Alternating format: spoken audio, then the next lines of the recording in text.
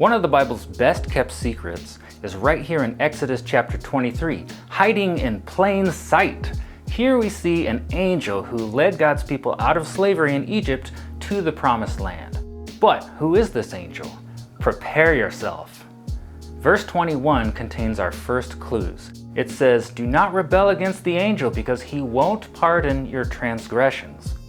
See, Jews believed that only God had the authority to forgive sins. Some would say this verse implies that the angel had the authority to forgive sins, but wouldn't forgive rebellion in this circumstance.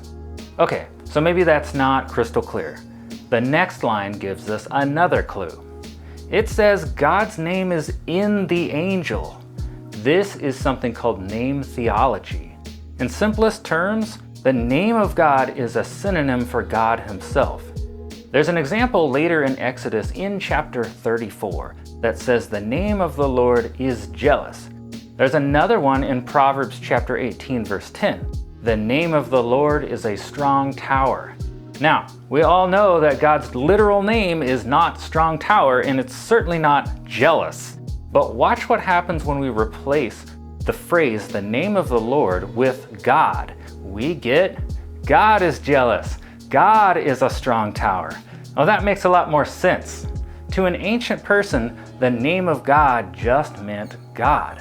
So let's plug that idea back into Exodus chapter 23, verse 20, and we would get, "Do not rebel against the angel, for I, God, am in him," implying that this angel is a filtered form of God. Verse 22 gives us another clue. "But if you listen attentively to his voice and do all that I say..." Wait, whose voice? You said, listen to his voice and do what I say. So who is speaking here? Exactly. What if it's both? What if God and the angel are one and the same?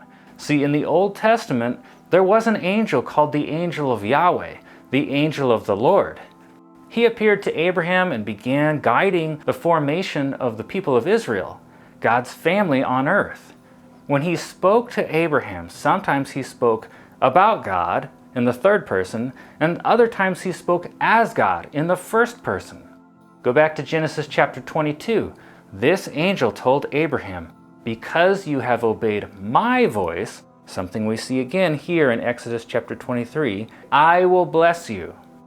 What we're discussing here is an old idea from ancient Judaism called the two powers in heaven. It's the idea that during the Old Testament period, God appeared to the people in the form of a man or an angel. An idea that the Jews embraced until around the 2nd century Common Era. But not everybody is sold on the idea that the angel was God. So why don't we keep looking at some other appearances in the Old Testament?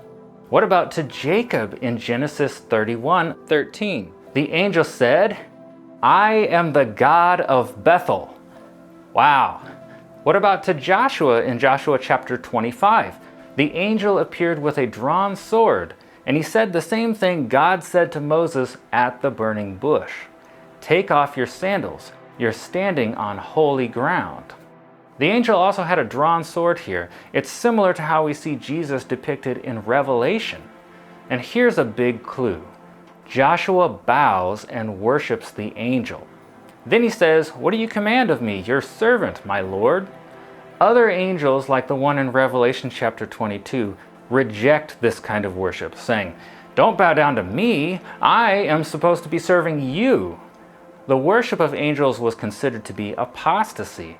That means if the angel that appeared to Joshua isn't God, well then Joshua, the leader of Israel, just committed apostasy. He just worshiped another God.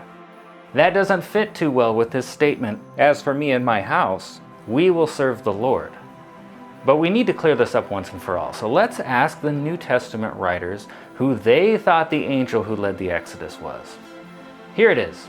Jude verse 5 in the ESV says this, "Now I want to remind you that although you once fully knew it, that Jesus, who saved a people out of the land of Egypt, afterward destroyed those who did not believe." Jude says Jesus not only led the Exodus, but led the conquest of Canaan.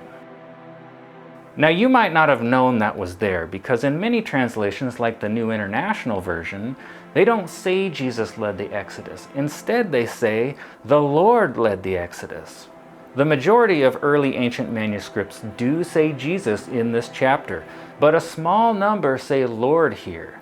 Some Bible translations went with Lord, but the previous verse tells us exactly who Jude was referring to. Look at the context here. In verse 4, Jude states, "Our only Master and Lord, Jesus Christ." That verse gives us the context for who Jude is talking about in verse 5, who Jude believes really led the Exodus. But I don't think Jude is the only New Testament writer who believed this. This one's going to take a little detective work. Let's look now at how Mark introduced Jesus to readers in Mark chapter 1. What happens when we compare Mark chapter 1 to the translation of Exodus 23 that Mark would have read in his day? It's a translation called the Septuagint, a form of the Old Testament abbreviated LXX.